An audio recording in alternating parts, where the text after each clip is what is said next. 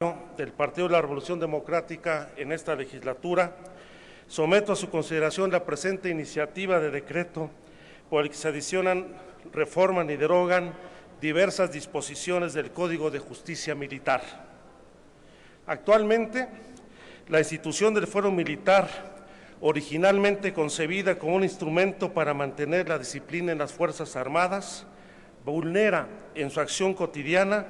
diversos derechos y garantías constitucionales, como el acceso a la justicia y la presunción de inocencia,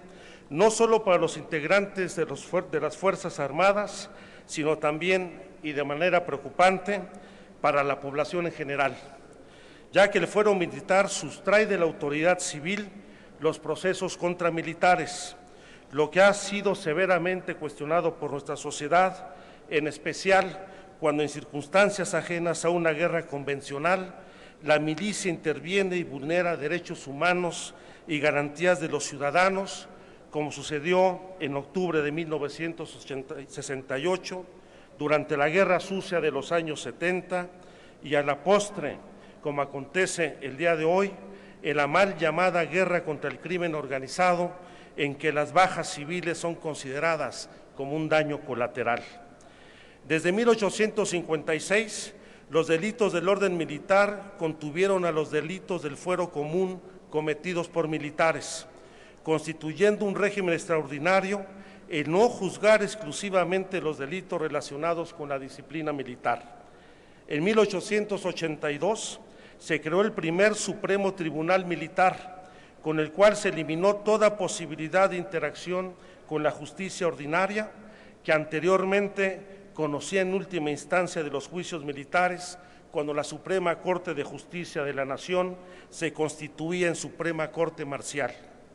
Desde entonces, la justicia militar ha conservado su aislamiento del sistema judicial ordinario y ha hecho del fuero militar, además de un mecanismo de control interno, un instrumento para preservar el sentido de corporación del Ejército y las reglas invisibles, como la debida obediencia o el código de silencio sobre órdenes y operaciones militares realizadas. Estos elementos se conservan intactos en los códigos de justicia militar de 1894 a la fecha y mantiene la verticalidad del mando militar pese a quebrantar los principios de imparcialidad, autonomía e independencia de los jueces militares, sobre quienes priva el principio de obediencia y subordinación al superior, lo que lo convierte en un dispositivo de control del disenso interno, a lo que se suma el hecho de que al juzgar también delitos del fuero común, las víctimas no tienen acceso a la justicia civil. Hoy,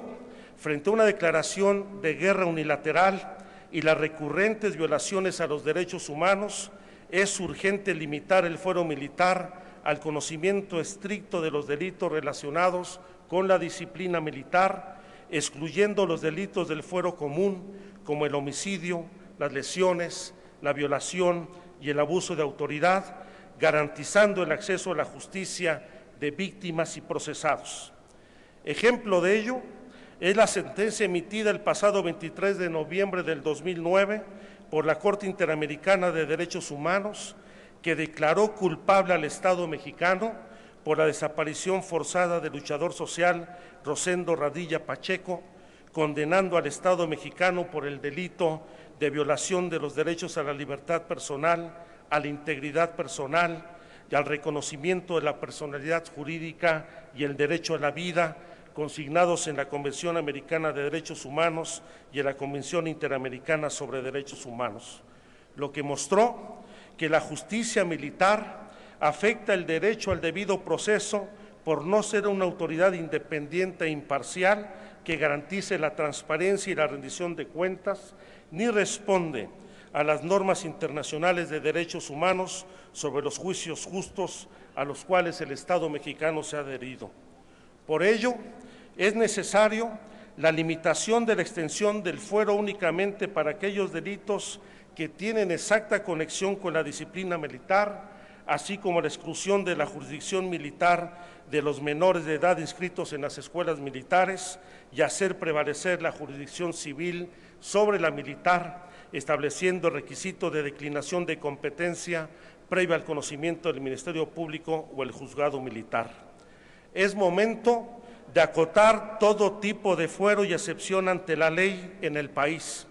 no solo el militar, también el de los legisladores y el que gozan los gobernantes, empezando por establecer la posibilidad de juicio político al Ejecutivo Federal. El fuero se concibió como una garantía para el ejercicio de las libertades políticas ante el poder del Estado,